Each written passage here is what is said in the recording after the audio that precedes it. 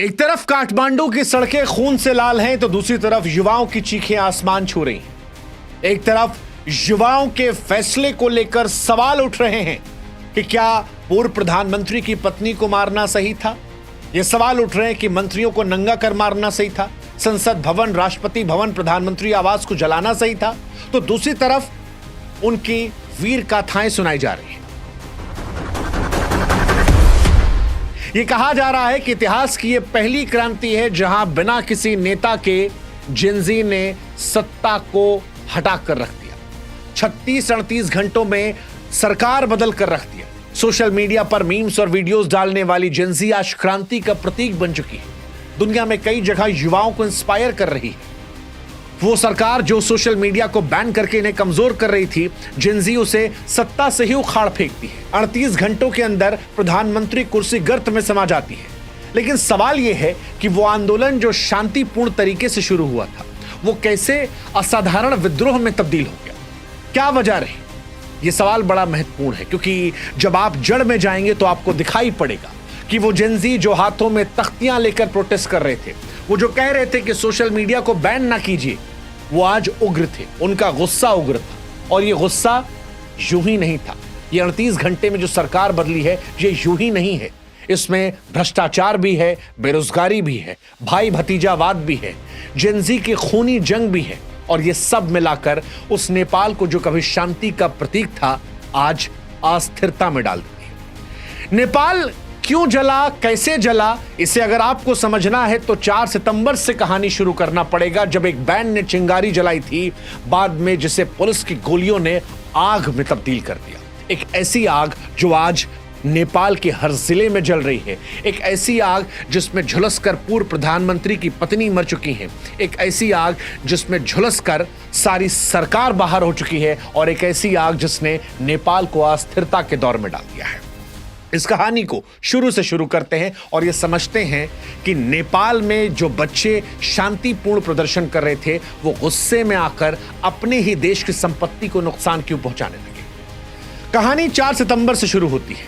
4 सितंबर 2025 को ओली सरकार ने Facebook, Instagram, YouTube, WhatsApp, x समेत 26 प्लेटफॉर्म बैन कर दिए। कहा रजिस्ट्रेशन नियम तोड़ रहे हैं। बच्चे जो थे वो यहां परेशान हुए, क्योंकि उन्हें लगा कि नेता का लड़का जो है वो तो आलीशान जिंदगी जी रहा है। और यहीं से नेपो किड्स और नेपो बेबीज हैशटैग शुरू किया गया।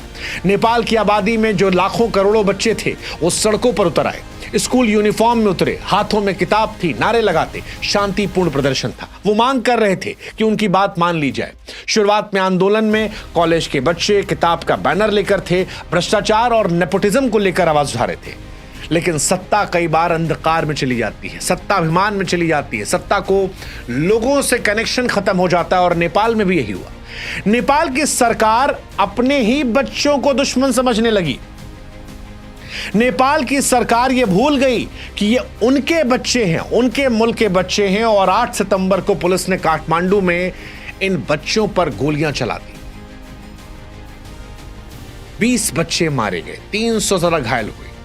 किसी की छाती पर गोली लगी, किसी के पैर पर, किसी की आंख के नीचे। एक 22 साल का बच्चा संसद के बाहर नारा लगाते हुए पैर में गोली खा गया।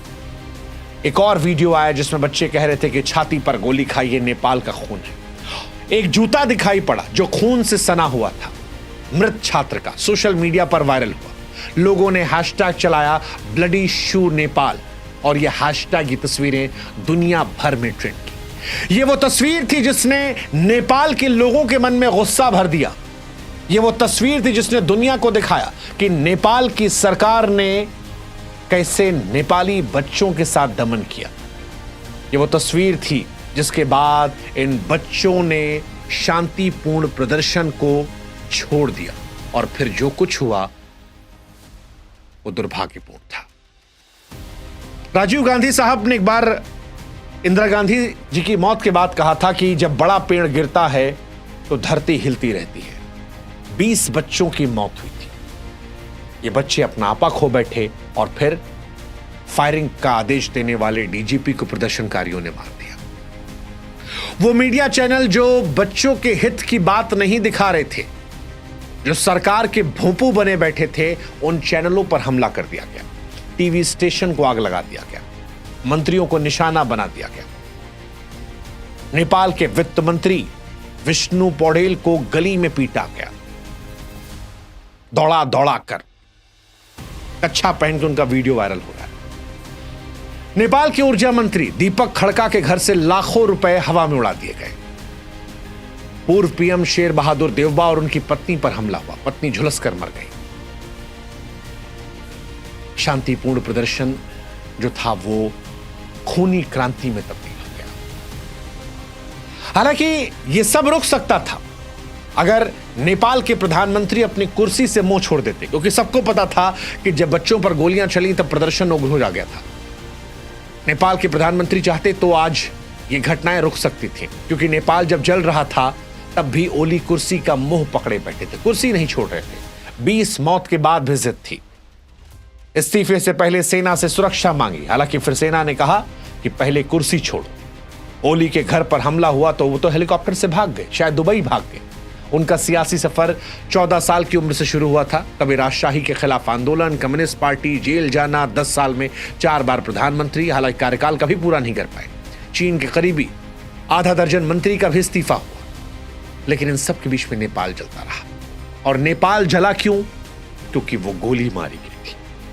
वो बच्चे जो हाथों में किताब तख्ती लेकर थे, उन्हें गोली मारी गई थी। बच्चे कहते रहे कि गोली पैर में लग सकती थी।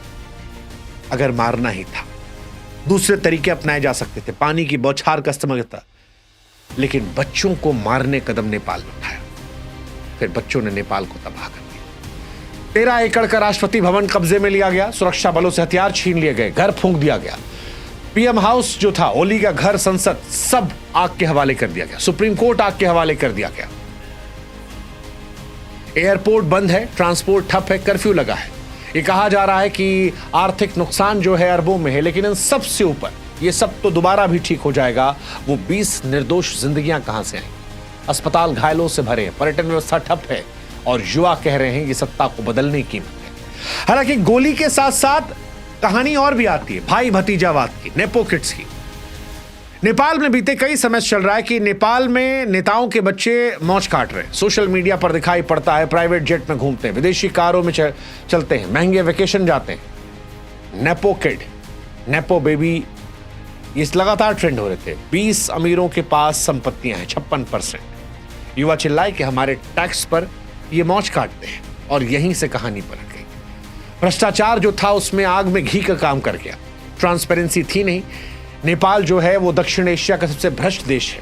2021 में बंदूक घोटाला 54,600 करोड़, 2023 में ओरिएंटल कोऑपरेटिव घोटाला 13,600 करोड़, 24 में कोऑपरेटिव घोटाला 69,600 करोड़।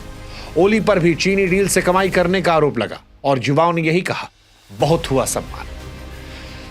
बेरोजगार युवा जो थे वो सड़कों पर थे, और बेरोजगारी भी एक बड़ी वजह थी। लगातार यहां से पलायन जो है एक बहुत बड़ी समस्या है, और उस पलायन के बीच में जब आपने सोशल मीडिया बैन किया तो प्रदर्शन सड़कों पर उतरा, और उसके बाद जब आपने गोलियां चला दी तब वो दमन की पराकाष्ठा को पार कर गया। इसलिए आज जब आपको नेपाल की तस्वीरें देखकर गुस्सा आ रहा है कि वहां पर मंत्रियों को दौड़ाकर पीटा क्यों गया, कई घटनाएं ऐसी हुई जो बड़ी दुर्भाग्यपूर्ण है। हिंसा, नेपाल के बच्चों को भी समझना पड़ेगा कि किसी चीज का समाधान नहीं है। लेकिन फिर आपको यह भी देखना पड़ेगा कि 20 बच्चों को मार दिया गया। 20 बच्चों को, मासूम बच्चे, 18 से 28 साल के बच्चे, वो बच्चे जो नेपाल का भविष्य थे। और इसीलिए क्रांति अचानक नहीं फूटी। भाई भतीजावाद, भ्रष्टाचार, बेरोजगारी, सोशल मीडिया बैन, और फिर खून से लथपथ सड़कें, खून से सना जूता, नेपाल की जो हकीकत को दिखा रहा था, वहां से इन घटनाओं ने सत्ता को हिलाया। हालांकि कीमत अभी भी भारी है। 20 जिंदगियों का नुकसान है, अरबों का नुकसान है। नेपाल का अनिश्चित भविष्य है। सेना कंट्रोल में ले चुकी है, लेकिन हिंसा थमी नहीं है। सवाल यह कि क्या नेपाल कोई क्रांति नई सुबह देगी या अराजकता में डुबो देगी? दुनिया देख रही है, जेन ज़ी कह रहे हैं हमारा समय आया, लेकिन सवाल यही है कि अभी नेपाल कितना और सहेगा, कितनी और जिंदगियां चुकानी पड़ेगी। ये सवाल बड़ा महत्वपूर्ण है, और इसीलिए आज हम पूछ रहे हैं कि इस दुर्दशा के लिए जिम्मेदार कौन? वो जेन ज़ी जिन्होंने सत्ता उखाड़ फेंकी, या वो नेता? और सबसे बड़ा सवाल, नेपाल का यहां से भविष्य क्या? सोचिएगा।